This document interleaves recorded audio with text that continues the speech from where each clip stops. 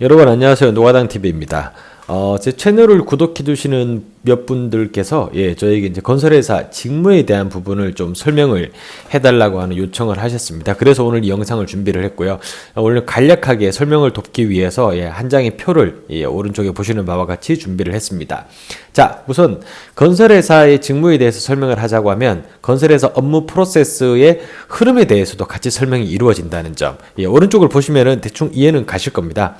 우선 모든 건설회사의 업무는 해외 지사에서부터 시작이 된다고 할 수 있습니다. 뭐 런던 지사 아니면 사우디 지사 이런 식으로 해외 지사에서 가지고 오는 정보가 일단 본사로 넘어오게 되죠. 본사로 넘어올 때 어느 팀으로 넘어오냐? 해외 영업팀 또는 해외 마케팅 팀으로 넘어옵니다. 자, 그러면 여기서 해외 지사에 가는 직원들은 과연 어떤 직원들이냐? 밑에 전공 무관이라고 적어놨습니다. 사실 해외 지사에 가기 위해서 가장 중요한 부분은 외국어 실력입니다. 어느 정도 비즈니스 영어 그리고 뭐 미팅을 한다든가 뭐 회사를 대표해서 프레젠테이션을 한다든가 하는 업무에는 전혀 지장이 없을 정도의 영어 실력을 갖추고 있어야 되겠죠. 하지만 뭐 영어만 잘한다고 해서 되느냐? 그건 아닙니다. 그렇죠? 뭐 예를 들어서 내가 현대건설에 해외 지사에서 근무를 하고 있다. 그러면은 일단 기본적으로 현대건설이 가지고 있는 뭐 각종 기술이라든가 아니면은 특허 이런 부분에 대한 내용도 이해를 해야 됩니다. 그래서 해외 지사에 있는 직원들은 뭐 상경 계열, 뭐 법학, 뭐 또는 뭐 경영학 직원들도 있지만 뭐 공대 기계과, 토목과, 전기과를 나온 직원들도 있습니다. 전공 무관하게 본인이 어떤 연이 닿는다고 하면은 해외 지사, 본인이 원하는 나라에 가서 근무를 할 수 있는 기회가 주어진다는 거. 그리고 이 해외 지사에서 콜렉션된 정보, 인포메이션이 넘어오는 것이 바로 해외 영업팀이죠. 이 해외 영업팀의 조직 구성은 기본적으로 문과가 대부분을 이룹니다. 문과, 뭐 상경 아니면은 뭐 경영, 뭐 또는 기타 등등의 과들이 대부분을 이루고 여기 어떤 서포팅 인력으로 기술직 인력들이 조금 이제 함께 일을 하는 구조라고 생각을 하시면 됩니다. 자, 이 해외 영업팀에서 하는 가장 큰 업무는 해외 지사에서 넘어온 이 정보가 과연 우리가 입찰을 들어갈 만한 프로젝트인지 아닌지를 걸러내는 거름망 역할을 한다고 생각을 하시면 됩니다. 뭐 해외 지사에서 뭐 예를 들어서 말레이시아에 2020년에 발전소가 6개가 터진다고 합니다.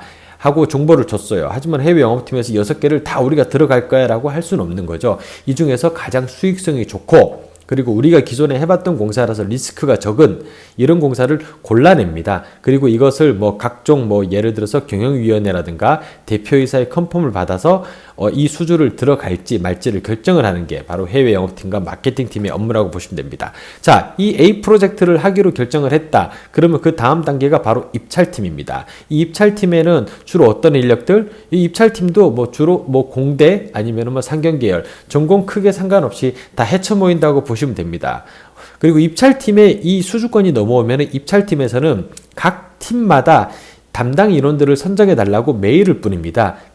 각 팀이라고 하는 것이 바로 여기 점선으로 표현된 설계팀, 견적팀, 외주구매팀, 기술팀이라고 생각을 하시면 됩니다. 자, 각 팀이 하는 업무는 간략하게 설명을 드리면 설계팀은 일단 기본적으로 설계를 합니다. 모든 프로젝트는 기본 설계라는 것이 있고 상세 설계라는 것이 있습니다. 이 기본 설계와 상세 설계를 실질적으로 도맡아서 하는 게 설계팀이고요. 그리고 견적팀, 말 그대로 이 프로젝트를 들어가는데 우리가 코스트 다운을 해야 되겠죠. 각 항목마다 얼마 정도의 금액을 가지고 들어가야 된다. 예를 들어서 공사가 2조짜리 2000메가와트 이상의 발전소를 공사하는 2조짜리 사우디 공사다라고 했을 때 설계, 시공, 구매 분에서 얼마 정도의 금액이 각각 추산이 되는지를 실질적으로 금액을 산정하는 견적팀. 그리고 외주구매라고 하는 것은 저희가 전에도 한번 제가 설명을 드렸던 EPC에서 프로큐먼트 우리가 들어갈 때 사람만 들어가는 게 아니라 기자재를 구매해서 같이 들어가죠. 이 기자재 또는 우리가 만약에 이 공사를 수행을 했을 때 함께 일하게 될 뭐 후보군에 있는 서브 컨트랙터, 협력업체 이런 업체들한테 일단 견적을 뿌립니다. 너네 만약 우리랑 이 공사 같이 했을 때 얼마 정도에 들어올 수 있어? 라고 스콥을 쪼개가지고 던지죠. 그 금액들을 받아서 견적팀에 던져주는 것이 바로 외주구매이고 이것을 모아서 취합하는 게 입찰팀입니다. 자, 여기 기술팀, 이게 이제 시공팀이라고 생각을 하시면 됩니다. 이 팀은 뭘 하느냐? 만약에 예를 들어서 현대건설이나 삼성물산이 뭐 어딘가에서 교량공사를 땄다. 그럼 이 교량공사를 땄을 때 이 교량공사를 하는데 어떤 공법을 적용을 할 것인지, 시공상에 어떤 리스크가 예상이 된다라고 하는 부분을 어드바이스 해줄 조직이 필요하겠죠. 이 역할을 바로 시공팀이 한다고 생각을 하시면 됩니다. 자, 요런 식으로 제가 표시를 해놓은 요 카테고리 안에서 본인이 뭐 어떤 게 맞다, 어떤 게 안 맞다, 뭐 설계가 좋다, 기술이 좋다, 아니면은 뭐 구매팀이 좋다, 견적팀이 좋다, 입찰팀이 좋다라고는 제가 말씀을 드릴 수는 없어요. 왜냐하면은 이 모든 업무들이 각기 성향이 다 틀리기 때문에 사람의 성향에 따라서 업무가 맞고 안 맞고가 갈립니다. 자, 그리고 제가 또 많이 받은 질문 중에 하나가 시공과 설계 중에서 어떤 거를 먼저 하는 게 좋습니까? 라고 하는 질문들이 몇 개 있었는데요. 일단 답부터 말씀드리면은 저 개인적인 생각으로는 저는 시공을 먼저 하는 게 맞다고 생각을 합니다. 일단 시공을 띄어야 현장에서 뭐 어떤 식으로 프로세스가 업무가 진행이 되는지, 배관을 어떻게 하는지,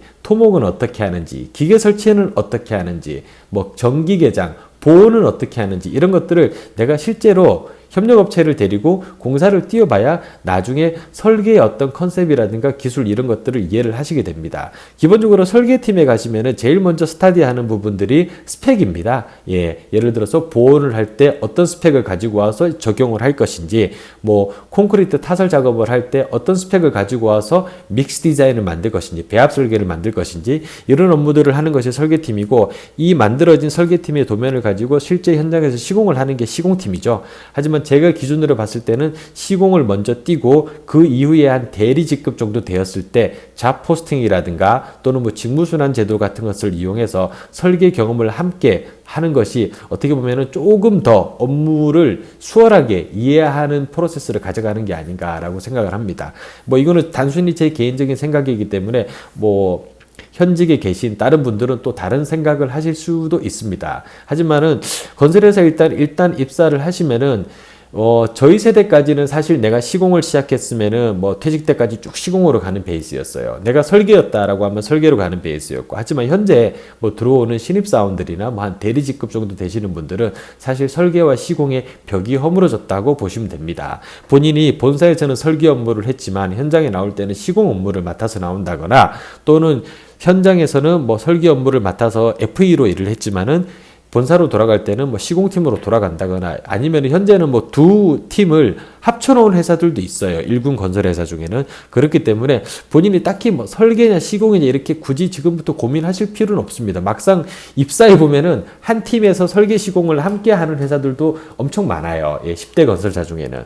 그래서 그때 본인이 회사에 입사 후에 이런저런 얘기를 많이 들어보시고 OJT가 끝난 이후에 선택을 하셔도 무난하다라는 게 제가 오늘 드리는 말씀입니다.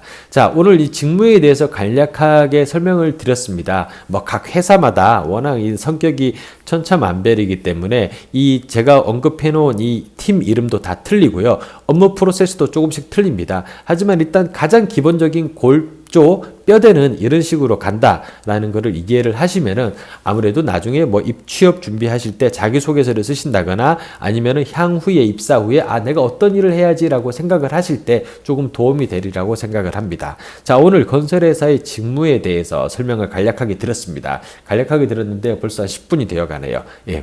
제 영상이 마음에 드셨다면 좋아요, 구독 버튼 부탁드립니다. 그리고 오늘 확인을 해보니 제 채널이 구독자가 450명을 넘었습니다. 짝짝짝, 뚜벅이처럼 돌진해 나가겠습니다.